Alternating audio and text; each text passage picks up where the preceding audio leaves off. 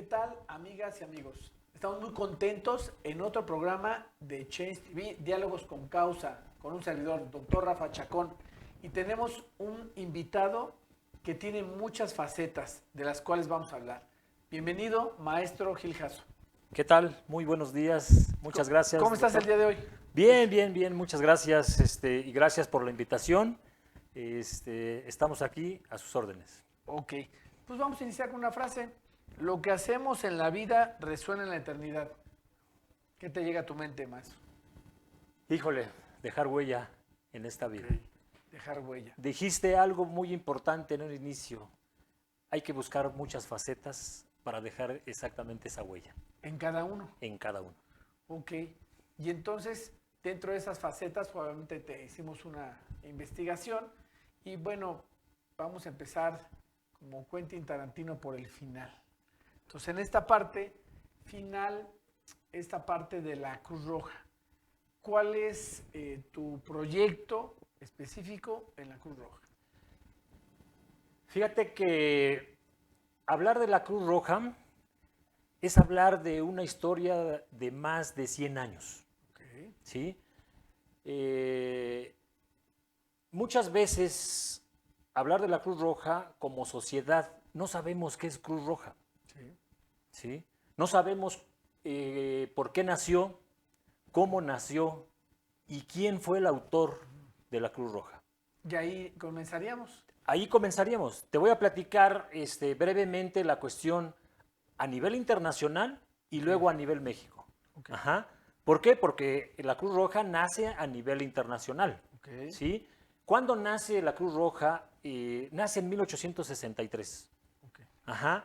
Y nace como una organización internacional humanitaria. ¿Quién fue su autor? Henry Dunant. Okay. Ajá. Una persona de origen suizo en 1863, en donde él, al ver la cuestión de la guerra y específicamente en la batalla de Solferino en Italia, ve cómo los heridos de guerra mueren sin ninguna atención. Okay. No existe ahí la Cruz Roja, no existe absolutamente nada de la Cruz Roja. Y eso fue lo que despierta a Henry Dunant la cuestión de atender los heridos de guerra. Y se convierte en un concepto que se llama socorros. ¿Sí? Vamos a atender a la cuestión de los heridos de guerra. Así nace la Cruz Roja. Vamos a hacer un paseo por la historia de la Cruz Roja. Ahí nace. Ahí nace. ¿Qué sigue? ¿Qué sigue? Después de que nace ahí la cuestión de la Cruz Roja, 2 años después, él pugna en los convenios de Ginebra por la cuestión de la formación del Comité Internacional de la Cruz Roja. Es decir, extenderlo no nada más en Italia, donde nació, va avanzando exactamente a nivel mundial. ¿Y cuál fue la misión o cuáles fueron los principios? Prevenir y aliviar el dolor humano. Ahora, ¿por qué la Cruz Roja? ¿Por qué es una Cruz Roja? La cruz es un símbolo de su estado, de su país natal, Suiza. Pero si ustedes ven la cuestión de la cruz, el símbolo de la bandera es una cruz, pero está invertido la cuestión. El símbolo de la X en una parte está más ancho y en otra más delgado. Entonces es invertida la cuestión de la bandera. ¿Y por qué él nace? Y porque él es originario de... nace ahí. Exactamente. Ahora bien, en este paso por la historia, ¿cómo llega a México? En México llega exactamente cuando está el proceso del inicio de la Revolución, en 1910. Ok, Revolución Mexicana, Sí, 1910. 1910, que de hecho llega un año antes, 1909, cuando en ese entonces Porfirio Díaz era el presidente de la República y él firma la cuestión del decreto de la formación de la Cruz Roja en México. Ahí comienza en México. Ahí comienza en México, pero ¿quién la encabeza en México? Así como Dunant en Suiza, en Italia, en la batalla. En la batalla, en México, ¿quién es? Fue una mujer. Ok, es interesante este dato, una mujer. Una mujer es la autora de la Cruz Roja en México y es la esposa del entonces director del Centro Médico Militar. Con ella. Con ella nace la Cruz Roja aquí en México. Ok, y ahora la Cruz Roja, digamos en el tiempo, en la actualidad, En la actualidad, decirles que a través de esos años, 115 años hoy, hasta el día de hoy, 115 años en México, en su estructura de formación, pues obviamente va creciendo a nivel república, de tal suerte que hoy en día tenemos 555 filiales, divididas en delegaciones, subdelegaciones y puestos de socorro. Ajá. 555 que cubre a nivel nacional la cuestión de la Cruz Roja. Algo que, bueno, muchas personas se preguntan, y yo creo que lo podríamos hacer, si me lo permites, maestro, mitos y realidades de la Cruz Roja. Mitos. Todos tenemos la idea de que la Cruz Roja es una institución apegada y ligada a una institución pública, es decir, al gobierno. ¿Que tiene presupuesto? No hay. Entonces sería un mito. Un mito, Okay. Es un mito. Y la realidad es de que la Cruz Roja subsiste con la cuestión de lo que genera internamente, es decir, tiene que ser sustentable. ¿Por qué? Porque en México se formó como una institución o una asociación privada, Okay. iniciativa Entonces, privada. la colecta nacional ayuda a esta institución. La colecta nacional es algo que se implementó para la cuestión como un donante por parte de la sociedad. Ahora, mito, realidad. La ambulancia, cuando hablamos de una ambulancia, ¿es gratuito o se paga algo? Ese fue el primer objetivo de la Cruz Roja, la cuestión de socorros. Y saber la cuestión de diferenciar lo que es una urgencia y una emergencia. Cruz Roja atiende ambas. Ajá. Y por eso la formación y la conformación de un área denominada socorros. Y socorros se encarga de atender, vuelvo a insistir, uno de sus principios, el dolor humano, y es de manera gratuita. La cuestión de ir a un socorro, a una asistencia, Cruz Roja no tiene ningún lucro para poder atender esa primera instancia. Entonces, cuando dice una persona, es que me cobraron cuando fue a la ambulancia, eso es un mito. Tú haces la llamada eso es un mito. Y es gratuito. Completamente. Ahora, otro mito y realidad sobre... Veo que hay juventinos, jóvenes que preparan. ¿Cómo funciona? La conformación estructural de la Cruz Roja, primero tenemos un ente nacional, de ahí se deriva a los entes estatales y de ahí baja la cuestión de los entes municipales, que se llaman y se denominan delegaciones. Ajá, o puestos de socorro, como lo mencioné hace un ratito.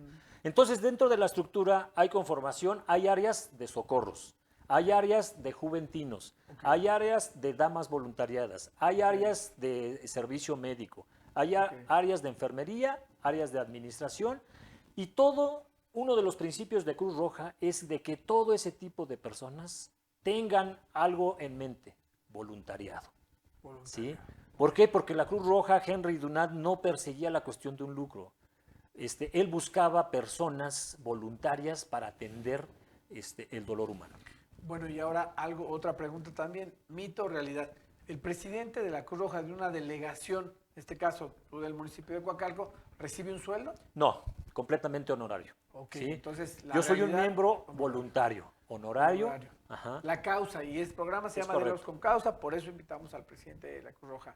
Eso es muy interesante. Para cerrar este bloque, Tutti Fratelli. Veo que dicen Tutti Fratelli, todos los personas de la Cruz Roja, entre ellos. ¿Cuál es el...? Tutti Fratelli es en italiano. Todos somos hermanos. Esa es una frase típica de la Cruz Roja que nos identifica. Todos, toda sociedad, todos somos hermanos. Todos hermanos, la fraternidad. Exactamente. Bueno, en este primer bloque, pues vimos mitos y realidades de la Cruz Roja. Eso es muy importante que lo entendamos. Y ahora vamos, como hemos dicho, el hombre tiene varias facetas. Vamos a la faceta del maestro. O sea, el maestro, ¿qué materia das? Primero decirte que dentro de mi formación académica soy ingeniero civil de profesión. De ahí tuvimos la oportunidad de cursar una maestría, maestría en administración pública. ¿Qué materias doy? Doy materias de ingeniería. He tenido la fortuna de poder estar en 3 universidades hasta ahorita, pero no como algo que yo me dedique 100% a ello. Yo lo hago por una causa. Si estamos hablando ahorita de una causa, ¿cuál es la causa que me impulsa a mí la cuestión de impartir clases? Impartir el conocimiento. Conocimiento. ¿Y qué materia ahorita estás dando? Ahorita estoy en este momento en la Universidad del Valle de México. Estoy dando la materia de estructuras sísmicas y estoy dando la materia de comportamiento de suelo.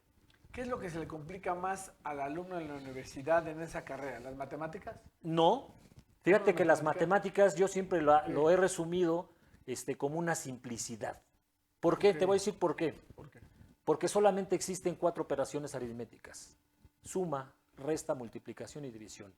Y yo he preguntado, ¿cuál más existe? No existe ninguna más. Saber aplicar estas 4 operaciones aritméticas, las matemáticas se vuelven muy sencillas. ¿Qué es lo que pasa en la cuestión del alumno hoy en día? El razonamiento. Estamos perdiendo la cuestión de la base fundamental para poder razonar. Ajá. ¿Y por qué?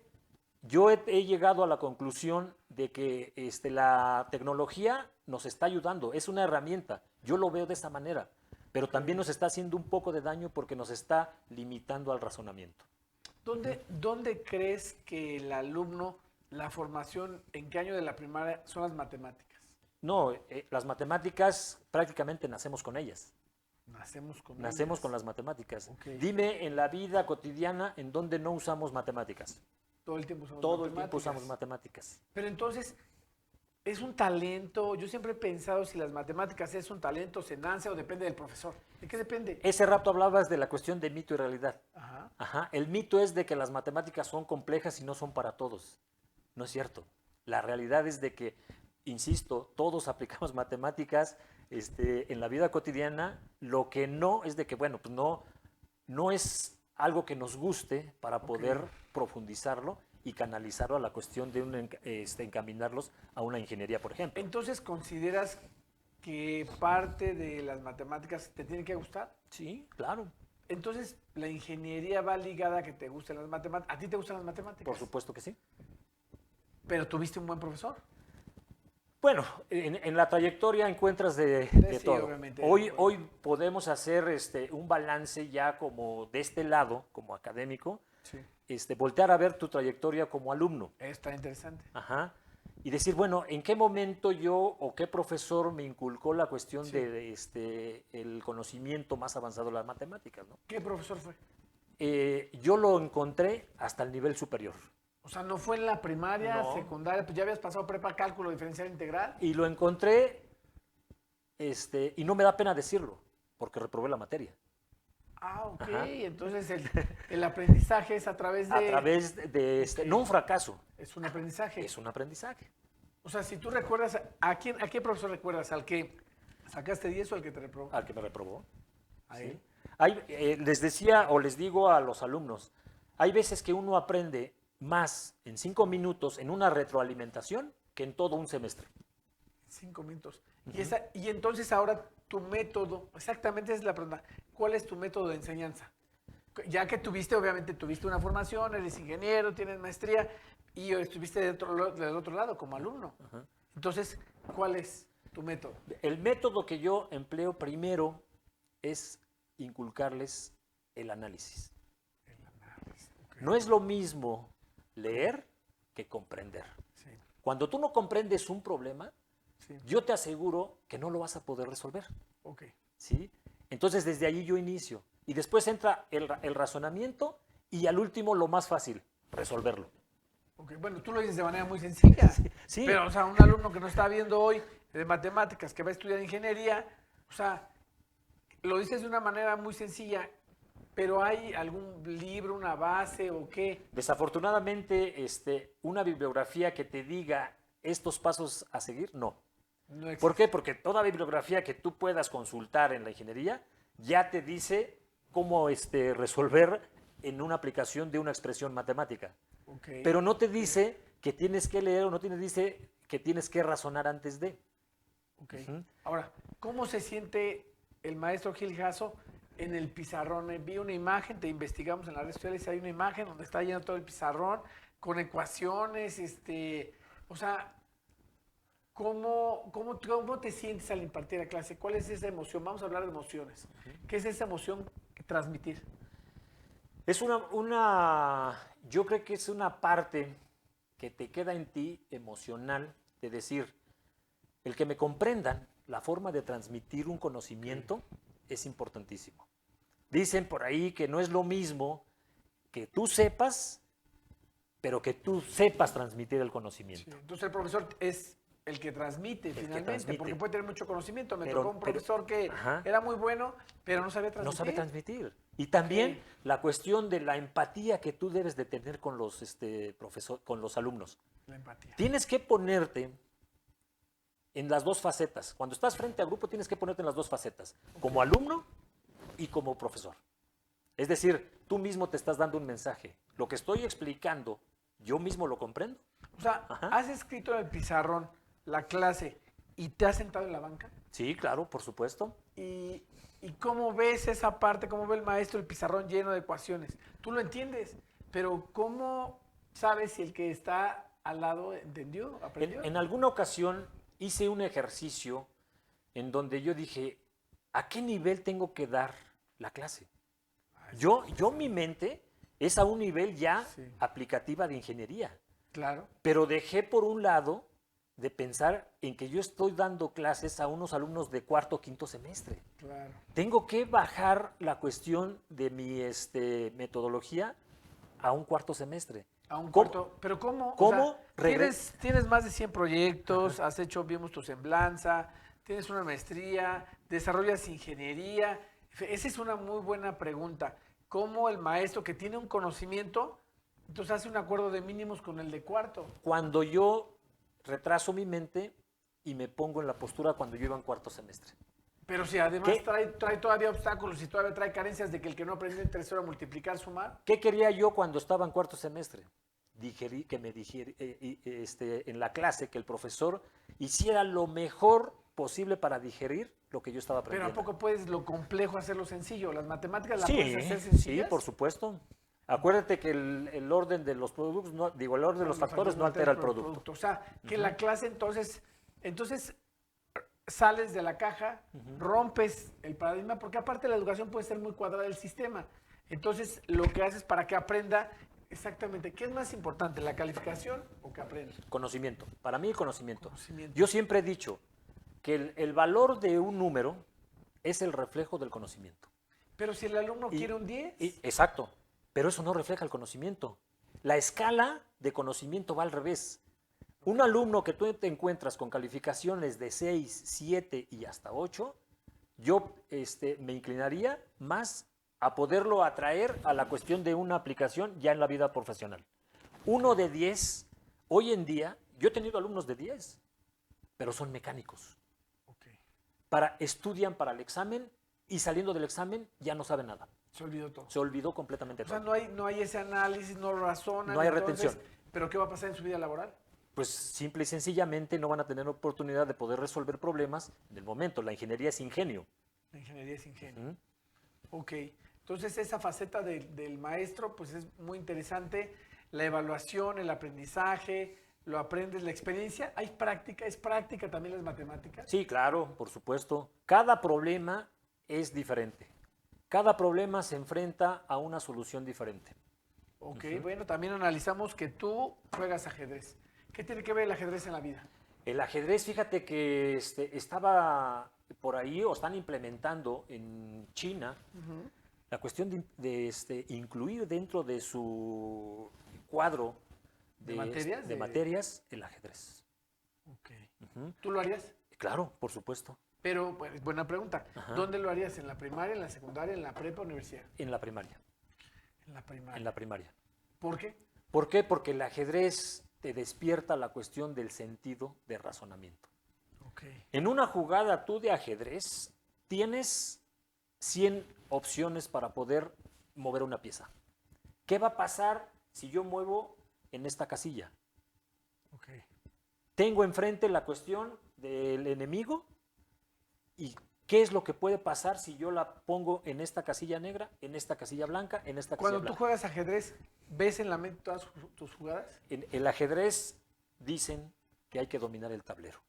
¿El tablero es la clave? Si tú no dominas el tablero, que el tablero es 8 por 8, claro. Simple y sencillamente. ¿Cuántas piezas tenemos en el ajedrez? Entonces, 32. Simple y sencillamente estás dejando un vacío de atender. O sea que, es decir, el ajedrez, recapitulando, en resumen, lo pondrías tú en la primaria. En la primaria. Por este análisis me ayudaría a analizar, me ayudaría A razonar. a razonar. ¿Y has jugado ajedrez ciego? Sí, he intentado, sin embargo, pues es O sea, podríamos jugar ahorita ante el público, te retaría y jugaríamos ajedrez. si quieres, damos una partida y te puedo decir caballo 3 rey. Ok. Tírale. Solo era una pregunta nada más. No, o sea, tú Solo me es una estás diciendo, pregunta. No, bueno, pues, juguemos, pues, es una pregunta. por lo menos tres tiradas.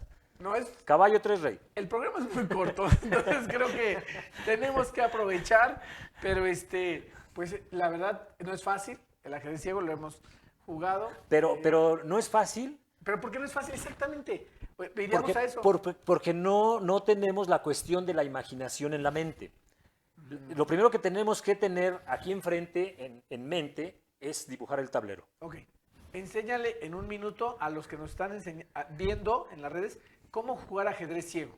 ¿Cómo es el ajedrez ciego primero? Bueno, primero, o sea, es sin tablero. Ok. Sin tablero completamente. Tenemos que tenerlo aquí en la visión, el tablero. Y recordemos que, bueno, Dijiste- piezas negras Y piezas blancas. Ok. ¿sí? ¿De dónde a dónde empiezan las letras? A, B, C en el sentido de las X. Ahora voy a hablar matemáticamente en el sentido de las va. X. Y números en el sentido de las Y. Hiciste una tirada. ¿Cuál fue? Entonces, tienes que coincidir la coordenada en X y la coordenada en Y Ya hasta para me poder puse decir nervioso ya está con la pregunta. Ok. A3. Quiere decir que está en la casilla A y recorres hasta la casilla Sí, 3. pero tenemos el tablero completo, entonces Sí. el que puedes mover sería el caballo. AB. Entonces B es el caballo. Recuerda la Ok. posición de las piezas. Torre, caballo, Caballo. alfil, rey, reina y se vuelve a repetir. Y entonces la jugada más que hiciste ahorita, que sería que si tenemos la torre y después tenemos el caballo, Sí, es B. ¿Te es corresponde B? B a B, no, al 3. al 3. Sí, B3. Ok. ¿Qué contestas? B3. Y yo también rey. contestaría B3, también te contesto. B3 rey. Ah, ok. Ok. Ajá. Peón A3. Peón A3. ¿Por qué no avanzas uno en medio? Depende ya la cuestión de lo ¿Tu que tú estrategia? tengas en la estrategia del juego del ajedrez. Ok, bueno, como que ya vimos hasta Pero, ¿qué es lo interesante? Que tienes que grabar la jugada que tiraste número 1. Ok. Tienes que grabarte la jugada número 2 y así sucesivamente. ¿Hasta dónde has llegado en la jugada? No. Yo he llegado a hacer el ejercicio hasta 10 jugadas. ¿Tu hermano te gana? Sí. Que creo que tu sobrino también por ahí Él brevemente. llegó a nivel nacional en el top 5, entonces se metió ya la cuestión de estrategias. Incluso estuvo por ahí con algún maestro cercano a Kasparov, ¿no? Con un maestro cercano a Gasparov. Sí. Ok. Sí, se metieron muy a fondo. Siguiente faceta, música. ¿Qué instrumentos conoces? Bueno, en la música yo me metí desde muy joven. Ok. Por razones X me metí a la cuestión de la música folclórica latinoamericana. Yo te puedo tocar un charango, un bombo, una El próximo zampoña. programa que te invitemos, si tengo un charango, lo puedes tocar. Lo podemos tocar más? y podemos tocar una melodía. Digo, toda la música latinoamericana se concentra en Bolivia, en Perú, en Ok. Chile, Argentina un poquito, pero podemos seleccionar Bolivia y Chile. Pero es una música de protesta. A veces me han preguntado, ¿es de protesta? ¿No es de protesta? Bueno, es que hay grupos que tomaron la cuestión del género de la música para protesta. Por ejemplo, un grupo muy simbólico chileno, que por cierto se exilió desde 1970 por su música de protesta. Ellos se exiliaron, se llama Iyapu, se Ok. exiliaron en Alemania. ¿Por qué? Porque en el régimen de Pinochet los expulsaba por esa cuestión. ¿Tu músico o grupo preferido?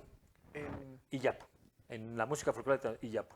¿Cómo lo pueden buscar en las redes? Así, Iyapu, grupo Iyapu, y aparece, es chileno. Es Que chileno. por cierto, hace un mes vino aquí a México. ¿Lo viste? Sí, fui al Metropolitan. Ellos vienen normalmente a México cada 5 años. ¿Y cuál fue la emoción? Volvamos otra vez a la emoción. La emoción de ver a un grupo que habías escuchado pues desde chico. Me reflejo en la cuestión de estar tocando yo ahí el charango. ¿Lo veías así? Sí. O sea, ¿y la emoción fue felicidad? Sí, felicidad, felicidad. Ok. ¿Qué otro instrumento? Yo puedo tocar un bajo de 4 cuerdas, acústico o eléctrico. ¿Por qué? Porque de ahí después brinqué un poquito a la cuestión de, me metí al tema de estudiantinas, ajá, y luego ya un grupo versátil. Entonces, el instrumento que le seguí la huella y el afecto y el cariño para poder meterme fue el bajo. O sea, hemos hablado de la Cruz Roja, de la causa, hemos hablado del maestro, hemos hablado del músico, la parte del ajedrez y otra cosa que te apasione, deporte. Híjole, pues deporte es mi Llega a tu segunda mente. vida. Es mi segunda vida. ¿Por qué? ¿Cómo llegó el deporte a tu vida? Mi deporte llega desde los 13 años. Okay. Ajá. Obviamente, como todo niño, y como la disciplina más representativa a nivel mundial, pues el fútbol, ¿no? El fútbol. Ajá. Fui buen futbolista, pero de ahí empezó entrar a otras disciplinas y llego a la cuestión del ciclismo. Ok, lo primero fue el ciclismo. El ciclismo, entonces me metí al ciclismo desde los 14 años. Llegué a grandes ligas del ciclismo y llegué al punto de poder entrar a la selección de México, de la Ciudad de México, el DF en ese entonces, del ciclismo. Pero ¿qué fue lo que pasó? Yo tenía una disyuntiva muy grande que resolver. O seguía en la escuela o me dedicaba al ciclismo. ¿Te arrepientes? No me arrepiento en la vida. Bueno, yo soy una persona que no me arrepiento de lo que haya ocurrido, pero pues, desafortunadamente las carencias en ese entonces me llevaron a optar por la cuestión de seguir la preparación académica. Ahora, ciclismo, ¿qué edad tienes, Gil? 57 años acabo de cumplir. Acabas de cumplir 57 años, es decir, que llevas de los 14 a los ¿cuántos años el ciclismo? Bueno, el ciclismo hasta la fecha lo sigo. Estamos hablando de más de 40 años, 42 años. Y tienes entonces habilidad de las 10,000 horas. Entremos ya a esa parte. Vimos que fuiste a 2 campeonatos mundiales de triatlón. Sí. Después hago una primera incursión a otra disciplina que es el squash. Okay. Y me meto a la cuestión de todo el serial a nivel nacional y logro estar rankeado en los primeros 10 de segunda fuerza. Okay. Ajá, a nivel nacional. Y de ahí brinco a la cuestión de, dije, te llega a la mente siempre, fíjate, esto, no sé si a ti te pase, pero cuando tú solamente estás en una pista, dices, esto sí me gusta mucho, pero quiero más. Entonces empiezo a ver la siguiente pista y digo, a ver, el triatlón es de 3 disciplinas. Por eso por eso dijiste 3. 3. Y el triatlón, las 3 disciplinas, natación, ciclismo y carrera pedestre. ¿A dónde has llegado en el triatlón? En el triatlón, muchos años estuve en grupo por edades en el top 3. Top 3. Top 3 a nivel México. Eso me dio la oportunidad de ganarme un lugar en 2013 a ir a un campeonato del mundo, representar a México en Londres, Inglaterra. Y luego en el 2016 otra vez califico a un campeonato del mundo, que la sede fue México. Esa fue más complicada porque todos los mexicanos queríamos estar en la sede de nuestro país, que se hace en Cozumel. Entonces 2 veces representando a México en el campeonato del mundo. Sí, entonces lo que vemos en esta entrevista, en este hilo conductor, que has buscado, das lo mejor de ti, das el 100, das el extra, ¿siempre? Siempre, siempre, siempre, siempre. Dice por ahí los estoicos que hay que ser feliz con lo que tenemos. Feliz con lo que tenemos. Y no preocuparte por lo que no tienes. Ahora, esta parte, porque ya vamos cerrando. Eres fundador, esto ha ido muy rápido. Sí. ¿Cómo te sientes? No, pues. Fundador del equipo de triatlón Spartan MX. O sea, ¿por qué llega esto a tu vida? ¿Cómo lo entiendes? ¿Un mensaje? ¿Llegó en el momento correcto, exacto? ¿Se alinearon las cosas? Pues la cuestión de la idea de triatlón Spartan nace después de post-pandemia.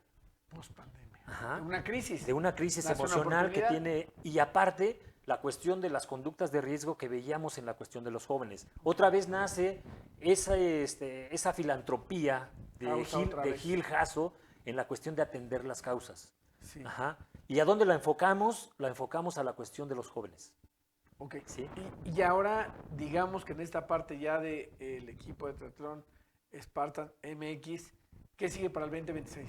2026, una causa se convirtió ya en la cuestión de una pasión de los jóvenes que tenemos. Ajá. Te puedo platicar que en 3 años que llevamos en este proyecto, hemos metido a 2 jóvenes, 2 años consecutivos a la cuestión de la representación del Estado de México en el triatlón. ¿Sí? Nos ha faltado un poquito para ir a las Olimpiadas. Ese es el objetivo que perseguimos en el 2026. 2026 es la Olimpiada Nacional. Ya hay una ruta. Pero en todo esto veo que hay una planeación estratégica. Entonces, vamos a cerrar. Desafortunadamente también necesitamos otro programa para esto. Y vamos a cerrar con algunas palabras. Ping-pong. Planeación. La planeación es importante. Sin planeación. Sin planeación no hay resultados. Disciplina. ¿Sí? Proceso. Proceso. El proceso te da la disciplina. ¿Sí? La disciplina es importantísimo y sobre todo, si en este momento inculcamos y logramos meter a los jóvenes la disciplina, no nada más van a sobresalir en el deporte, en toda su vida cotidiana. Ajá. Entonces, disciplina es sinónimo de éxito. Hijos. Maxi y Jean Paul. Tengo 2 hijos. ¿Por qué esos nombres? O sea, ¿por qué Máximo? Máximo nace de la cuestión de la inspiración de un personaje que todos conocemos en la película del Gladiador. Un romano que luchó por la cuestión de la justicia. ¿Cuántas veces has visto esa película? Más de 10 veces. Y vuelves a encontrar algo nuevo. Y o sea, vuelvo a encontrar ves algo otra nuevo. 10 películas y Sí. la vuelves a encontrar otras cosas. Completamente. Y Fíjate que encuentro más contenido en la primera que en la segunda del Gladiador. ¿por qué es así en todas las películas? ¿O sientes que en esta se da esa connotación? En esta hay mucha identificación de poder luchar por algo que tú persigues. Por lo que entonces, ¿es la persistencia? La persistencia. La persistencia para lograr tus objetivos. Entonces, a un joven qué le dirías? ¿Qué es la clave para lograr sus objetivos? 3 cosas importantes. Yo creo que primero, un acompañamiento. Es importante el Mentor, acompañamiento de un mentor. joven. Ok. ¿Sí? Y eso nos corresponde a nosotros como padres o como parte de un equipo. En este caso, particular mío como entrenador, es importantísimo. Si un joven se siente abandonado, se siente aislado, es muy difícil que pueda seguir un proceso para algo, no nada más para el deporte. ¿Sí? Entonces, ese es un mensaje primero para los padres. El acompañamiento tiene que ser incondicional. Cuando el joven siente un acompañamiento, pues por supuesto que primero le inyecta seguridad. Ok. Ajá. Y una vez que tenga eso, créeme que las cosas van a ser más sencillas y más fáciles. Entonces, te hace feliz, por ejemplo, tocar un instrumento te hace feliz, jugar ajedrez te hace feliz, la Cruz Roja te hace feliz, el triatlón te hace feliz. Entonces, pero has buscado entonces esto, la vida te lo ha puesto, causa, causalidad, consecuencia, diosidencia, o por qué la vida de Gil Jasso ha sido así. ¿Tú la planeaste o el libre albedrío de Dios o por qué? No, yo creo que la planeación en la vida no la podemos hacer. Se te van dando las circunstancias y vas teniendo el acercamiento con muchas cosas y atraes exactamente lo que te hace feliz. Lo atraes, la fe. 3 preguntas. Fe. Fe, tengo mucha. Mucha fe. Dios. Es en donde te puedes inspirar. ¿Dónde te ves para cerrar en 5 años? En 5 años me veo ya dedicado 100% a la filantropía en el deporte. 100% ya, totalmente. Ya está decidido, planeado, todo eso. Ok. Pues bueno, como ven, el tiempo pues ya lo están diciendo en conducción, pero pues me gustaría que nos compartieras las palabras finales decembrinas.